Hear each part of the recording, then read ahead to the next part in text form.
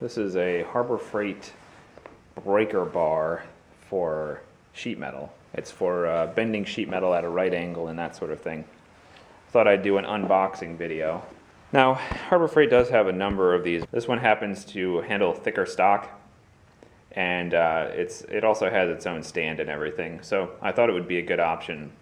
I pretty much always just take a 2x4 and a hammer and start beating it up, and then I get a bunch of dented, shit-looking results. I can actually show you that. Let me show you why I need one of these, and why you may need one of these.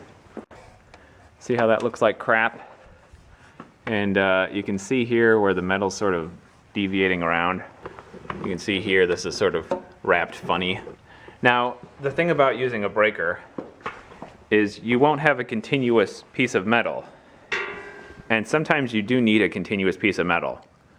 So it doesn't solve everything, but if you need a piece of metal, maybe you have like in this case, about a 32-inch piece of metal, and if you have the option, what you can do is you can just stagger them. So, 32 inches, a little bit tucked underneath, 32 inches, etc., etc. I've probably needed one of these over 100 times in the past 3 years. Before I get any further, I wanted to mention I was able to fit this into the back seat of my Honda Accord. It's a 2003 Honda Accord.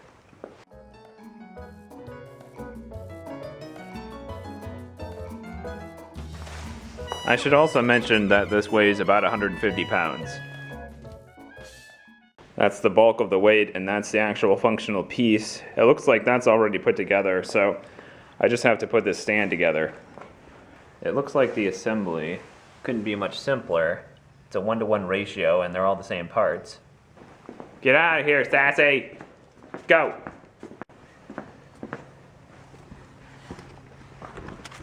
Get. Goats. So I believe these are, well, I thought they were 3/4. They're larger than 5/8, and they're under 3/4. This 11/16 seems to fit well, or a 17 millimeter.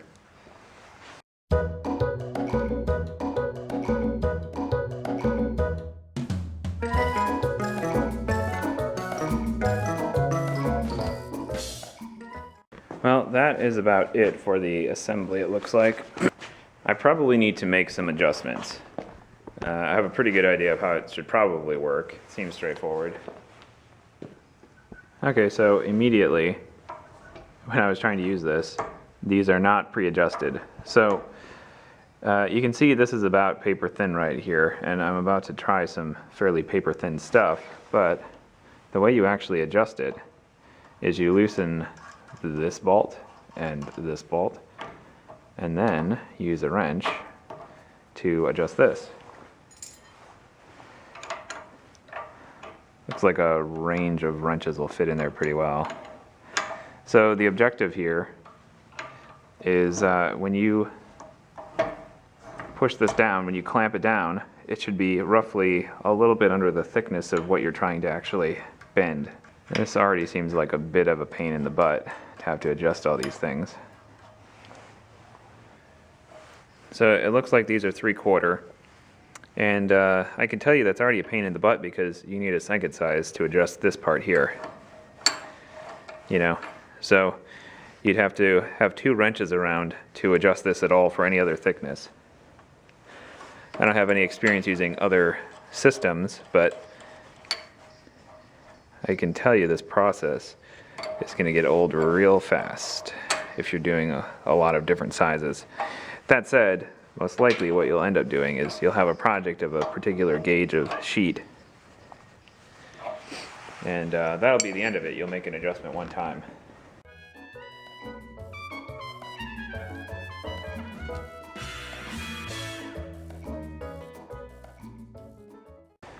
I can already tell there are some precision issues here. You can see right here where this actually meets the second piece for bending and where the base is. There's almost a 1/4 inch of misalignment. It looks like I should be able to adjust that by moving this bolt around.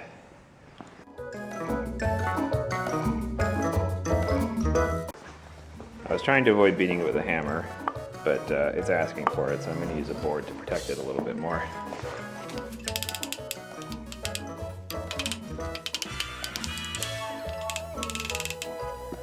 Now I can just, at least in theory, tighten up this bolt again.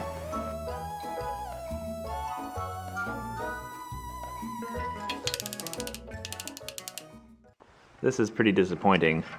These felt pretty ill-fitting, and when I tightened it down, now at this point, it's not like I over-tightened it either. These just feel really loose. I assumed maybe they were kind of a funny high carbon steel or something, and that was the reason they felt so funny on this, but they're just ill-fitting, it turns out. You could just leave this bottom one loose and just lock the top one. It really wouldn't make any difference because it's still going to prevent this adjustment from moving. I may at some point just go to the hardware store and look for a better nut because, check this out. See how much movement there is right there? I'm sure these are some kind of special application nuts or something, but frankly they don't work. So I imagine what all I'd have to do is take off this bottom lock nut that is a nylon lock nut. This is the way all of these should be probably. Pop that off, then I can take this block right here off, and then I can just slip on a new nut that actually does fit. So I put a couple marks on here.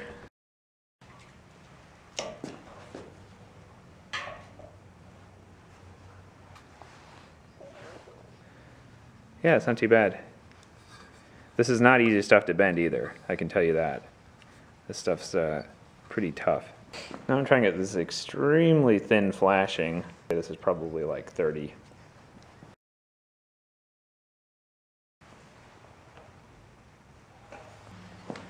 There we go. That's a pretty nice result. This is aluminum. This is typically what you'll see around doors and fixtures, windows, etc. With exterior sheathing. I just realized that center being a little bit off can be rectified using this. You just need to put a little bit more tension on it, I think. For about $100 more, you can get something that does less than 36 inches. I want to say like 32, 28, 24, something like that. But it has rollers, it has a cutting tool, has all kinds of stuff that would be really nice and helpful. One thing you can do that I've seen other people do with this thinner stuff is you can just ride the edge of the blade like this. Just like that. And then that'll come right off. There we go. A nice clean edge. So it's not like you have no cutting options with this, but again, this is like 30 gauge or something.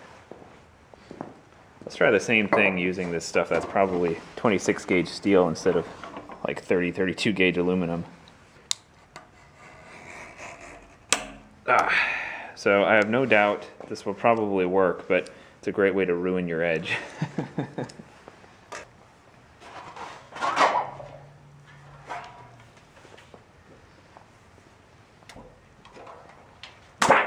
There we go.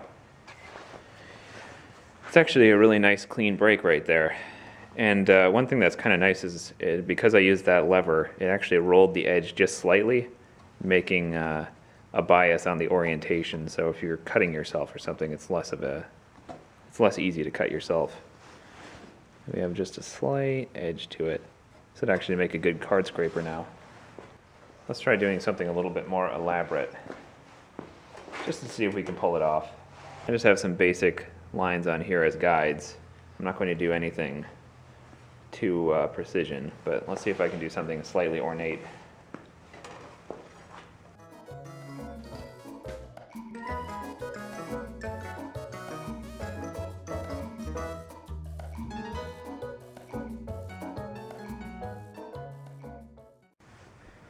So here's this profile I made. We were trying to flash a door or a window or a chimney or something like that. Looks like you can actually get a little bit of an effect going on with the extrusion.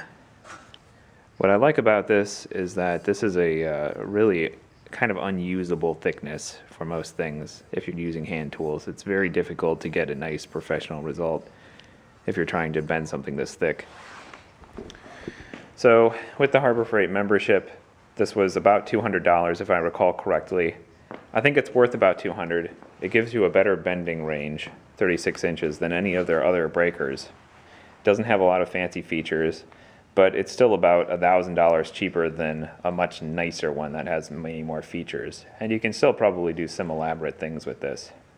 Links in the description, folks. If I recall correctly, this had 4 out of 5 stars in the reviews, and I would say that's about right. For the value and for the result you can get, and for the range of gauges it can handle, I would give this a 4 out of 5 stars as well. Overall, I'd say it's a pretty good value if you can get it at a discount through membership or a promotion. So I hope you enjoyed that. Please like and subscribe, and I'll keep the videos coming. Thanks. I've often wondered what is the proper way to use a lock washer. And looking it up online for this video, so that I don't mislead anyone, of course, has led to nothing in particular being valuable. So I'm just going to share my thoughts on this. A lock washer is designed to dig into 2 parts and prevent it from rotating. So where on this assembly could you possibly do that? Now you don't need a washer here on the front, because this is already a nice broad surface. So it's going to always be on this side. And then you have your nut right here. Now you might say, just look at the reference manual. The reference manual doesn't have these lock washers in there. And I would guess because probably they were an addition later on. So let's just kind of think about this for a minute. If you were to place this here, then this, then this, then what surface are you stopping? You're stopping the surface of the washer. Well, that's not going to hold this nut on, right? And the same goes for this. If you were to set it right here, what surface are you stopping? Well, yes, you are stopping this surface. That's true. So that would be a more valid way to use this. But it's not going to stop the part that's easier to move, which is this piece right here. So, in my opinion, the proper way to do this would probably have to be this way. Now, the problem with this, though, is you're still against the surface that can move right here. So if y'all really think about it, the manifold you're trying to connect to the bolt would be best served with this. Now, that's going to hold your nut in place, and it's going to hold it against the manifold, neither of which will move. So if you were to get your maximum lock, I think this would be the way to do it. But what about vibration? Would that be sufficient for vibration? And what about having that broad surface? So I suppose if you were just using it as a spring and you were trying to absorb vibration, this would be the best compromise. None of them are particularly ideal, and I know, for example, Arduino versus Evil, AVE, he's talked about lock washers, and he basically said they don't work. I think that's probably true. If you have a bunch of industrial settings where things are vibrating all the time, and you have expansion and contraction of all of the metals from temperature changes, from unconditioned spaces, you're probably absolutely correct. And I don't by any means prefer lock washers. I actually much prefer lock nuts. The only thing I don't like about lock nuts is you always have to hold the head and the nut very securely, because you have to get past that nylon. That nylon piece inside of them is a real pain in the butt. But they do hold very well, in my experience.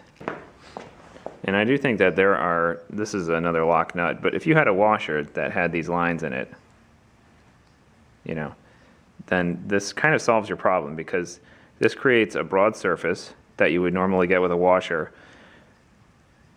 but it also has these teeth. So you're putting basically your lock washer and your nut together, which solves the problem that I mentioned of friction against the manifold, because the surface you're mounting it on, this will dig into that. You know, this, my workshop, the shell of the building is using these. I was digging through some files and I found some old videos and pictures of inventions that I created in the past. This was about 2006 to 2012. This first one is a kitty cat arcade. All of the functionality is packed into a single Atmel 328P chip. The music is driven by the main loop. Control logic uses background interrupts.